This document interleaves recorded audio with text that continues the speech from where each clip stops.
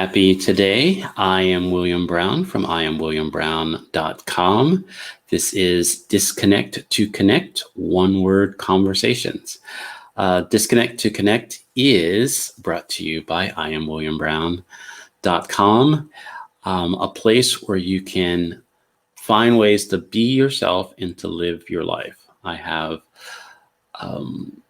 conversations that I have coaching, I have speaking opportunities and workshops, and I have books and a journal, and the U cards are something that I help you kind of be yourself and set intentions. So I use those within this show to set the intention for the conversation. So within this conversation, the intention that I am setting is that I am purpose, you are curious, and the quote card is, there is no one youer than you. So with my intention set for this conversation, I am going to introduce the word. The word that we have been talking about this week is community. And so with that in mind, I am going to bring in my guests and we will have a conversation. Good morning. Good morning. How are you, Bill? I am doing great. This is the moment where I invite my guests to introduce themselves however it feels comfortable. Okay. I am Dr. Debra Dunston, Healing and Deliverance Coach, better known simply as just Dr. Debra. Most people just call me that. And Bill, you know how sometimes people go through something traumatic in their life or something that really just makes a big impact on them, many times in the negative, and they can sometimes get stuck there right in that moment, and they can't seem to move forward. What I do through my integrative counseling and coaching services, and even through my products and programs, is that I help people to navigate that terrain, navigate that journey, the healing journey, with more grace and quicker than they could on their own, so that they can live the abundant life that I feel people were created to live. Absolutely. And so that's basically what I do. And there's my website there where people can go and find out more about me. So. Absolutely. No, I definitely appreciate your work and you as a person, and I am so glad to have you within this conversation. So how does the word community land for you? Bill, I thought a lot about that when you sent me the word and let me know what we'd be talking about today. And do you know that I found that since this, the crisis, the COVID-19 crisis, the word community has kind of taken a shift in my life. Because I kind of saw community as the people you were around, and since we can't really be around people as much, I tend to think of community now as the people that support you and the people that you support. Wow. Yeah. Got it. Yes, it's kind of changed. They may be someplace over even in another country now. So it has kind of been broadened for me, actually, not so much as minimized. It has actually become bigger for me. Right. So, no, I totally get it. There was someone that I had a conversation about earlier this week about community, and she used the phrase default community, right? Like our family and our our churches and the people that we go to school with and all that kind of stuff, and that we find those times where it's like, because they're around, we kind of label them as community, right? Yes. Even if we don't feel safe or comfortable or all that other kind of stuff, this is my community, and it's really not. And I think what you're saying, what you're pointing to, is how it's shown up for me now. That community is that place of support. It's that group of people that you find support in and nurturing and all the other things and healing, part that you can, first be yourself, but there is a place where while you're discovering who you are, there is, people around you that will allow you to discover that and be in that place of discovery. And I didn't have that before this time. Yes. Bill, I want to apologize to you for something. Okay. Right. You may hear a beeping in the background as we go through this. So I want your viewers to know it's not the production. We're having some issues here with one of our smoke detectors. We've tried to fix it ourselves. And so I guess I better add some type of technical person to my community. Because we've tried our best. We didn't want to let people into the house. But I think we need to add one more person to our community. Right. To kind of deal with that. I do apologize for that. We could not get it fixed. But we're trying. No, I appreciate that. But the one thing that I appreciate about this conversation and the things that we're dealing with, there are a lot of things that we deal with within a conversation. And sometimes there are distractions and sometimes there's things and all that kind of stuff. And it's just like, I'm committed to this conversation. So all the other things that are happening or not happening, we'll just deal with, right? All right. So, but there's a part of me that, I don't know if it's my production label. It's like, okay, I'm glad you told them it ain't me, right? Right. I thought that was only fair. So who we bring into our community or how we can, sometimes we have to be a level of protective, right? To kind of, to kind of honor the space that we're creating. Yes. In fact, just even saying that about the bringing a technician in here, what you just said is very true. Even in our emotional community, I'm going to call it that, since I deal with healing emotions and things like that, our emotional community, we have to be careful who we let in our space too, who we decide to put, to keep around us. And I don't just mean that in a physical sense, right?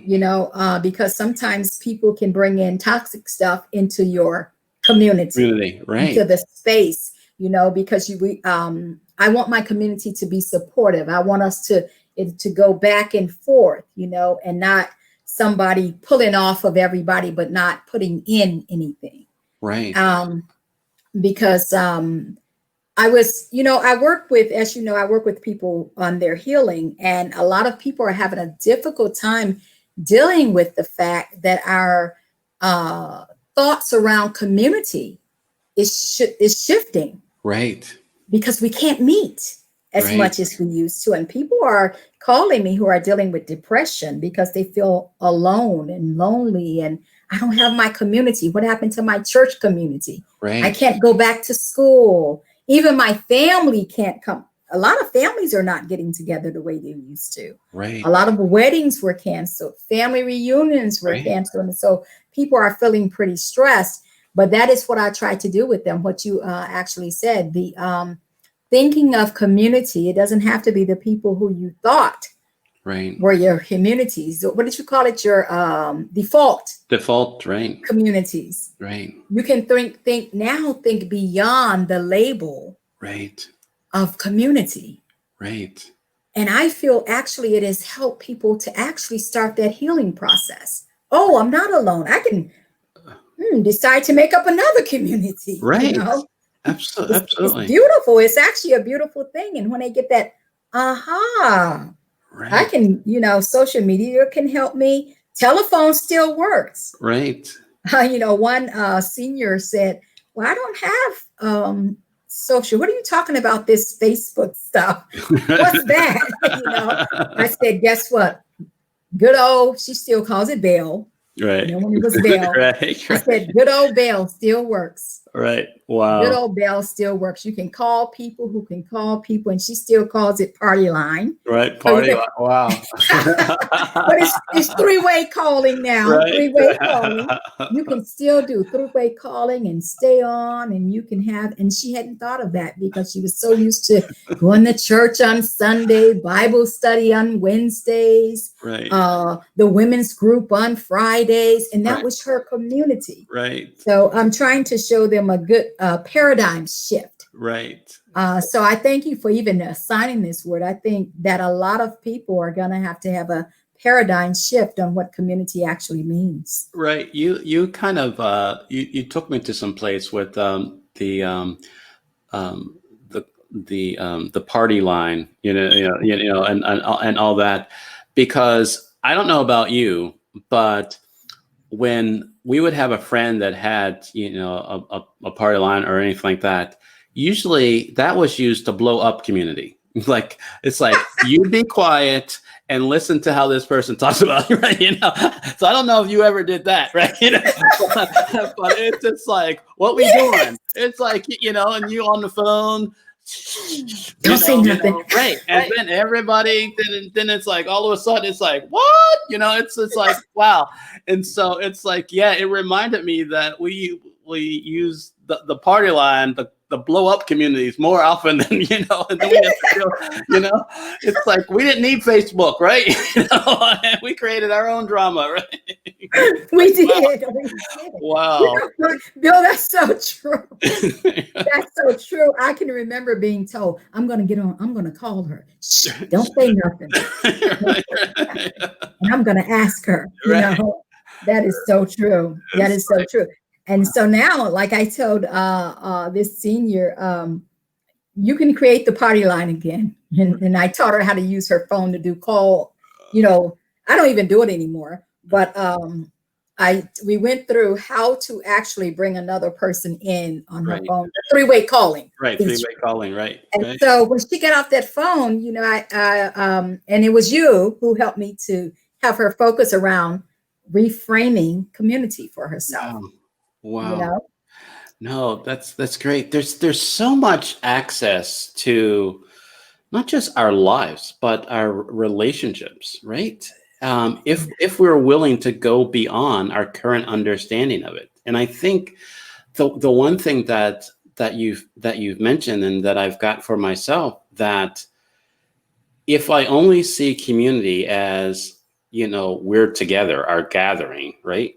Our events and all that other kind of stuff, I miss really connecting with people, online, telephones and all that. And so then that's how a depression or a disappointment can come in, that, hey, if we're going to be dealing with this, coronavirus or COVID for too long, I can't go on like this. This is, yes. And it's like, you don't have to go on like this now. You can kind of open up, you can use technology. You can, even though I was using Zoom before, now the fact that I use it more, and these virtual connections are now the connection, the community. I can easily call and kind of do that. But before, it was like I was devaluing it. But now there is a reality that this is important, and this connection, this interdependence that we have of each other, that I can't just see it one way. Yes. Even with my mom, we have been able, because of this, we have been able to do something that we had never done before. My mom doesn't travel anymore because of a heart condition. And so she doesn't get on a plane. And then, to come by bus, it would just be entirely too long. So she can't sit for long periods. But she has now been able to enjoy my groups. And she is just, she'd only seen me preach at funerals and things that I do in Tennessee area. But now she gets to join with me in my women's groups. Wow. And because I sent her the phone number to the Zoom. Right. And she is just so excited because she get to say, yeah, that's my daughter. That's my daughter right. She hasn't figured out yet because she still has a flip phone, even though it's a newer flip phone. Right. She has the new brand from Verizon, but it's still a flip phone. So you can't do Zoom, but you can call in. Right. And so she calls in and she's like, yeah, this is her mama right here. That's my girl.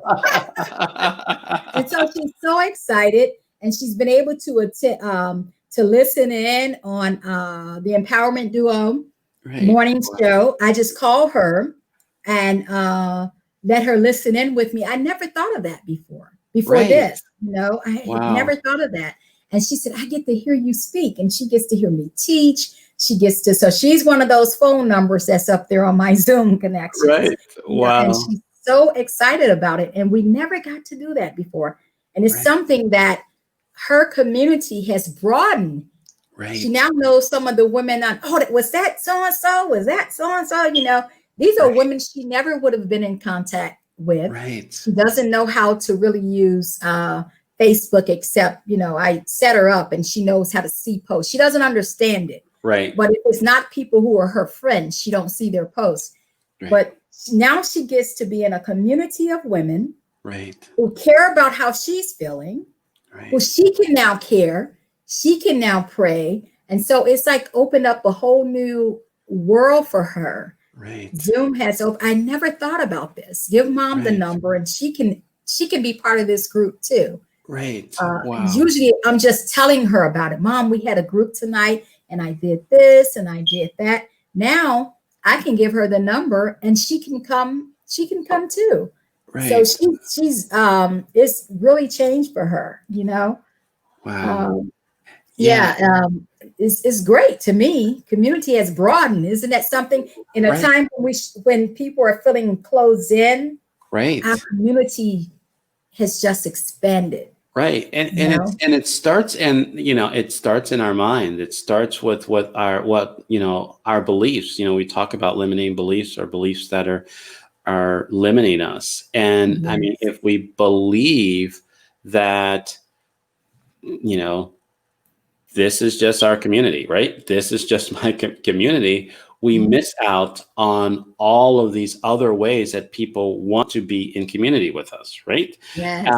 And it's like, little did she know that there are these powerful women all over the country that was willing to be a part of her Bible study, her prayer meet, or all that kind of stuff. And it's not just, I wasn't going to say the little old ladies down the street, but it's not just, the people that are right around them. But it is, it is all over the world that people that love her and care for her and do that. And I think the more that we embrace that and allow that to happen, then we can show up in community. Yes. And I think we're missing so much of our life and the world and the things that people want to be for us, that we're just because of the thoughts that we have that are limiting, that keep us from connecting. Yes. Wow. I agree with you so much. Because I will say, even myself, I was feeling that if I cannot meet with these women in person, then I cannot do good, because I was so used to meeting with them in person. Right. But actually, the women I am able to connect with and the women I am able to touch and offer support to, and them to me, has actually just broadened. I had somebody on my call from England. Right. Somebody had called in from England. I've had somebody from Nigeria. I mean, these are people who couldn't come here to Charlotte and sit in the room with me, whose lives I have touched, not just in other states in the United States, but other countries. Right. You got a worldwide ministry. Right. Exactly. Worldwide, it's just amazing to me that that I didn't think, my belief was so limiting. Right. And now it has just been, I don't know, out of necessity, I'm just going to say it. Right. I'm not sure if I would have gotten there. I'm Right. not sure yet.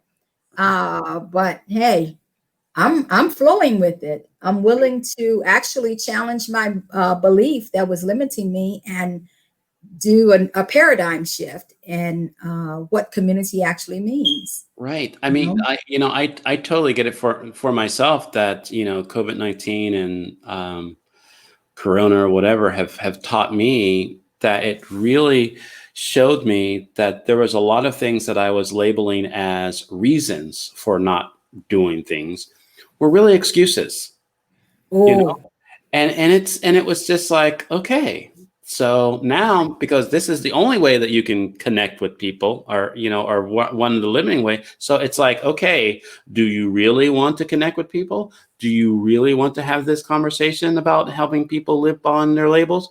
Or are you going to wait until you got a haircut?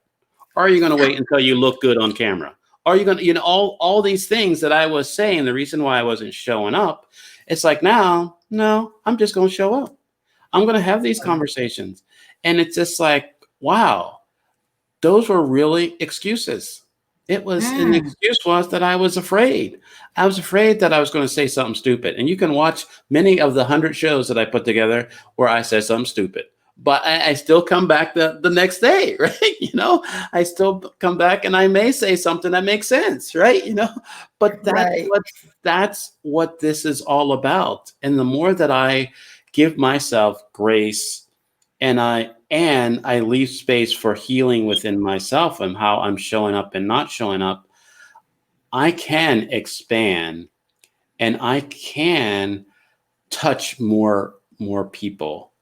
And that there's a number of people that have been on my show that I've been connected to that are all over the world, that Wow. I just, that just say, hey, I want to support you in what you're doing. I've watched your shows, and it's like, okay, let's kind of talk.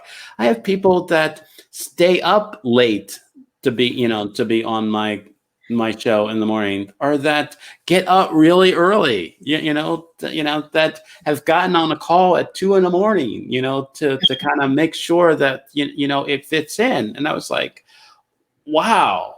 Right. Yeah. Um, So it's yeah. amazing.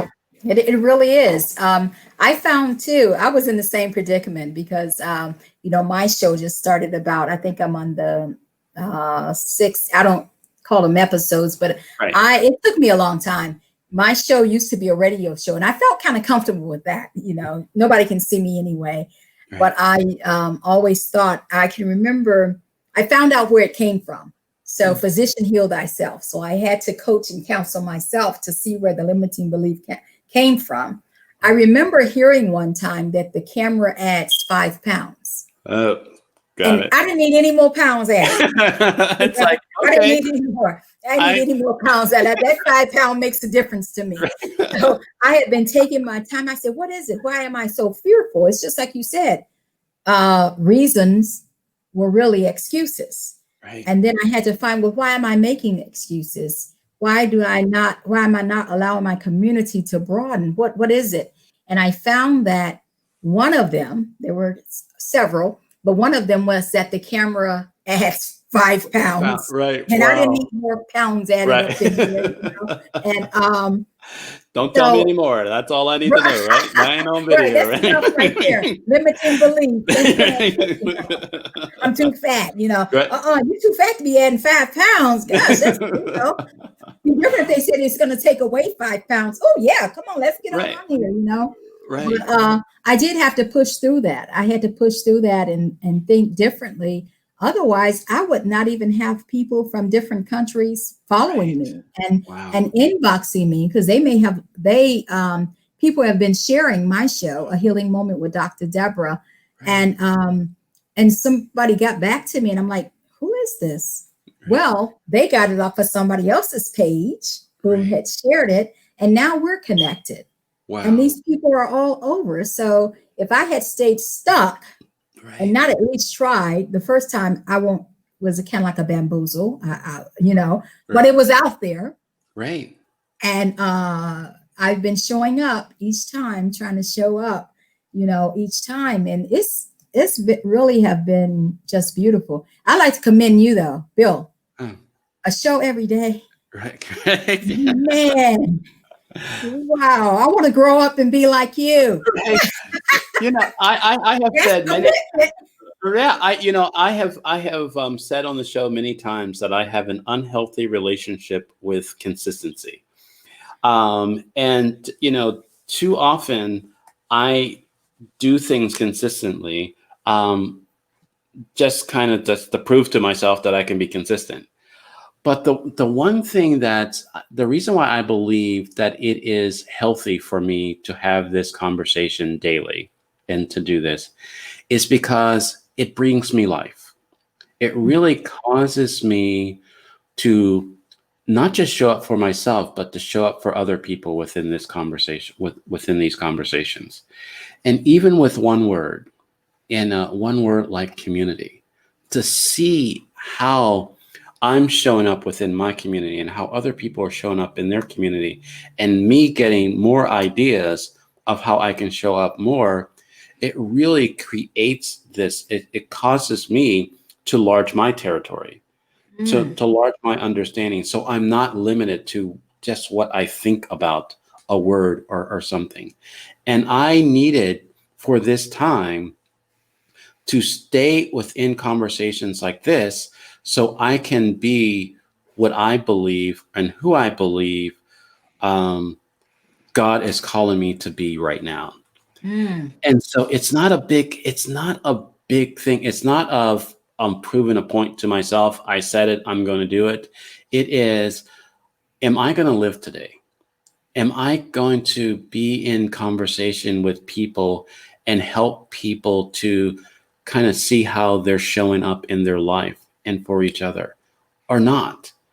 And that's what this is. So that's what One Word Conversations is to me. And I'm honored to when people say, yeah, I'll have a conversation with you in front of people. It's like, what? Right, right, And so it's really, it's not a hard lift for me. Wow. And so I can now identify when I am just doing things because, Mm. and not just doing my life, being myself. Wow. And it took me, it took COVID to tell me that, to show me that you are making excuses for not showing up in your life. Wow. Oh, that's great. I know that this conversation, I'm sitting here and I'm reflecting on what you're saying. And even just preparing for this conversation really challenged me to really look at what I thought about community. And then to have conversations with other people, as I saw clients this week. Well, not this week, I guess last week, Right. as I saw clients over the weekend, especially to help them to broaden, because I feel that it would help them. So I really appreciate you inviting me into this conversation, because even today, as I heard you speak, because I had my own view, and everybody Right. has their own belief and things around it, what community means. But just listening to you, even that for me has expanded. Hmm. And that's what's so wonderful about conversations. Right. Community has expanded even for me with Right. listening to you. And I love it when that happens. Yeah, I know. It just, and that's what the framework of disconnect to connect. If we're not willing to disconnect from what we believe, we don't give ourselves access to connect to the greater, the more, the bigger. And I think there is, I say that curiosity is a value that I have, and I love to be curious about things and ask questions and kind of see. But there is sometimes, by me being curious, it causes me to really hone in on what I believe and Mm, what I know, what my understanding. And sometimes I can get curious and it go like, whoa, that's a little too much. Come on back, right?